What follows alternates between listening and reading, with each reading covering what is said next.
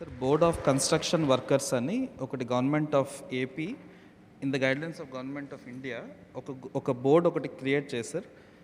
ఈ all construction workers related all professions అంటే right from electricians అవ్వచ్చు, మేస్త్రి పని చేసే వాళ్ళు అవ్వచ్చు, అలా రకరకాల టైల్స్ పని చేసే వాళ్ళు అందరినీ కలిపి ఒక బోర్డు ఒకటి క్రియేట్ చేసి అందులో ఒక ఫండ్ క్రియేట్ చేసి ఇలాంటి ఇన్సూరెన్స్ స్కీమ్ కోసం ఆయన అడిగేది అది సార్. యాక్చువల్లీ ఒక ఐడి కార్డు ఇచ్చి ఆ ఇన్సూరెన్స్ స్కీమ్ని ఆ బోర్డ్ ఫండ్ నుంచి ఇస్తాం. అంటే ప్రైవేట్ ఇన్సూరెన్స్ ఉన్నా లేకపోయినా ఆ board will support their accidental risk అనేది ఒక ఒక ఒక వెరీ గుడ్ ట్రెడిషన్ ఉండింది సార్ మన స్టేట్లో. అది కొంత డైల్యూట్ అనమాట వాస్తవం. So they are again reviving. Yeah, so అది సార్, అది ఇప్పుడు మళ్ళీ రివైవ్ చేస్తున్నారు సార్. సో మీరు అడిగిన దాన్ని ఆల్రెడీ గవర్నమెంట్ చాలా సీరియస్ తీసుకొని ఆల్రెడీ స్టార్ట్ చేసింది. త్వరలో మీకు కూడా తెలుస్తుంది. మేము కూడా మీటింగ్ పెట్టి అందరికీ బోర్డ్ ఆఫ్ కన్స్ట్రక్షన్ వర్కర్స్ ఉన్న ఆల్ అసోసియేషన్ పిలిపించి నేను మీటింగ్ పెట్టాలి. అది జీవో వస్తే నేను మీటింగ్ ఆర్గనైజ్ చేస్తాను సార్. వాళ్ళు అడిగిన రెండోది సార్, ఈ ఐటీఐస్లో వాళ్ళు చదువుతున్న పిల్లలకి వీటికి మనకి ఎవ్రీ మంత్ మనం మేళా పెడుతున్నాం సార్, జాబ్ మేళా. స్పెసిఫిక్గా ఈ ట్రేడ్ గురించి నేను ఫోకస్డ్గా ఒక మేళా ఒకటి నేను ప్లాన్ చేస్తాను సార్. సో దట్ అంటే ఈ వృత్తిలో ఉన్న వాళ్ళ కోసం, మీ పిల్లల కోసం సంబంధించి ఒక రోజు పెట్టి ఒక జాబ్ మేళా ఒకటి ప్లాన్ చేస్తాం. అది sir. Third one regarding land for their building sir. ఇలా ఒకసారి రిక్వైర్మెంట్ తీసుకొని నేను I will plan and then I will get back to you sir. ఈ land for association building house sites అవన్నీ ఆల్రెడీ మనకి ప్రతి ఒక్కరిలాగా రేషన్ కార్డు ఉంటే you're eligible to apply. Last time కూడా తీసుకున్నాను, నేను చూశాను యాక్చువల్లీ మీ పేర్లకు సంబంధించి ఎవరెవరికి ఏమేమి హౌస్ సైట్స్ వచ్చాయనేది. ఇంకేమన్నా మిగిలినా కూడా గవర్నమెంట్ నుంచి జీవో వస్తేనే మనం అలాట్ చేసుకుంటాం. అది నా లెవెల్లో అయిపోతుంది, కలెక్టర్ లెవెల్లోనే. So will take care of that sir.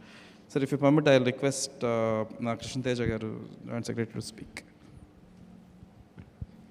గౌరవ ఉప ముఖ్యమంత్రివర్యులు శ్రీ పవన్ కళ్యాణ్ గారికి, గౌరవ జిల్లా కలెక్టర్ శ్రీ షణ్మోహన్ గారికి, గౌరవ ఓఎస్డీ గారు శ్రీ వెంకటకృష్ణ గారికి, ప్రేమితులందరికీ నమస్కారం. ఈ వేదిక నుంచి మీ అందరితో ఒక 2 అనుభవాల్ని షేర్ చేసుకుందాం అనుకుంటున్నాను. కరెక్ట్గా 3 నెలల కిందట తెల్లవారుజామున ఒక జిల్లాలో ఒక 3 ఉపాధి శ్రామికులు నడుచుకుంటూ వెళ్తున్నప్పుడు ఒక ఆటో వచ్చి వాళ్ళని గుద్దటం వల్ల ఆ 3 ఉపాధి శ్రామికులు చనిపోవడం జరిగింది. చనిపోయిన వెంబటనే దాదాపు ఒక 6-7 గంటల్లో గవర్నమెంట్ నుంచి వాళ్ళకి రావాల్సిన కాంపెన్సేషన్ మనం వాళ్ళకి ఆ కుటుంబానికి అందించాం. కాకపోతే ఉన్న జీవో ప్రకారం గవర్నమెంట్ నుంచి వచ్చే కాంపెన్సేషన్ 50,000 రూపాయలు. ఈ విషయం డిప్యూటీ సీఎం గారికి తెలిసిన వెంబటనే డిప్యూటీ సీఎం గారు ఇచ్చిన ఇన్స్ట్రక్షన్ 50,000 నుంచి మనం మ్యాక్సిమం ఎంతవరకు ఇవ్వచ్చు అంటే 50,000 నుంచి 2 లక్షల దాకా ఇవ్వచ్చు అని చెప్పినప్పుడు సార్ స్పెషల్ ఇన్స్ట్రక్షన్ ఇచ్చి మనం ఆ 3 కుటుంబాలకి 2 లక్షల దాకా కాంపెన్సేషన్ చెల్లించడం జరిగింది.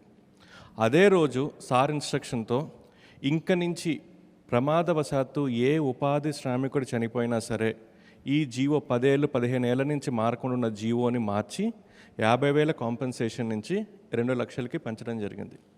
దాంతోపాటు మరుసటి రోజు మళ్ళీ డిపార్ట్మెంట్ వాళ్ళందరినీ డిప్యూటీ సీఎం గారు పిలిచి ఈ 2 లక్షలు కూడా ఆ కుటుంబానికి సరిపోకపోవచ్చు అని చెప్పి వారం పాటు ఒక మిషన్ మోడ్లో అందరి చేత ఇన్సూరెన్స్ చేయించి ఆ ఇన్సూరెన్స్ నుంచి మళ్ళీ 2 లక్షలు వచ్చే విధంగా చేశారు. అంటే ఒక జిల్లాలో 3 ఉపాధి శ్రామికులు చనిపోతే మేమనుకున్నాం ఆ 3కి రావాల్సిన కాంపెన్సేషన్ ఇస్తే సరిపోతుంది అనుకున్నాం. కానీ డిప్యూటీ సీఎం గారి ఇన్స్ట్రక్షన్ మేరకు ఆ 3కి వచ్చే కాంపెన్సేషన్ 50,000 నుంచి 2 లక్షలు పెంచి దాంతోపాటు ఇన్సూరెన్స్ నుంచి ఇంకొక 2 లక్షలు. అంటే ఫ్యూచర్లో ప్రమాదవశాత్తు ఏ ఉపాధి శ్రామికుడు చనిపోయినా ఇంక నుంచి వాళ్ళకి 50,000 కాదు, ఆ కుటుంబానికి తోడుగా 4 లక్షల రూపాయలు వచ్చే విధంగా చేయటం జరిగింది.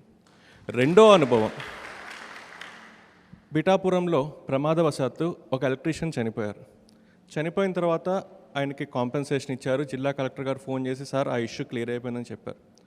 అయిపోయిందని చెప్పిన తర్వాత కూడా సార్ మమ్మల్ని పిలిచి అసలు ఎంతమంది ఎలక్ట్రీషియన్లు ఉన్నారు, నిజంగా ఎలక్ట్రీషియన్ కనుక ఒక ఇన్సులేటెడ్ గ్లో వేసుకుంటే చనిపోయేవాడా, మంచి మంచి ఇన్సులేటెడ్ ఇన్స్ట్రుమెంట్స్ వాడుంటే చనిపోయేవాడా, ఇన్సులేటెడ్ షూ వేసుకుంటే చనిపోయేవాడా అని చెప్పి ఒక సర్వే చేయించి సర్వే ప్రకారం ఉన్న 323 మంది ఎలక్ట్రీషియన్స్ని ఐడెంటిఫై చేసి ఇంకా పిఠాపురంలో ఏ ఎలక్ట్రీషియన్ చనిపోకూడదు అని చెప్పి మీకోసం ఈరోజు ఇన్సులేటెడ్ ఎక్విప్మెంట్ని, ఎలక్ట్రికల్ ఎక్విప్మెంట్ని, ఇన్సులేటెడ్ గ్లౌస్ని, ఇన్సులేటెడ్ షూస్ని, దాంతోపాటు ఇన్ని చేసినా ఇంకా ప్రమాదవశాత్తు ఎవరైనా పొరపాటున చనిపోయినా మీ అందరికీ ఇన్సూరెన్స్ని స్వయంగా ఆయన అరేంజ్ చేయటం జరిగింది.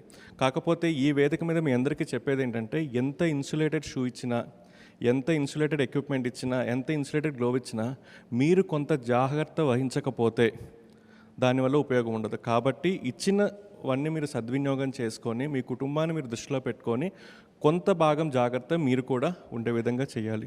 Sir, thank you so much for giving me this opportunity sir.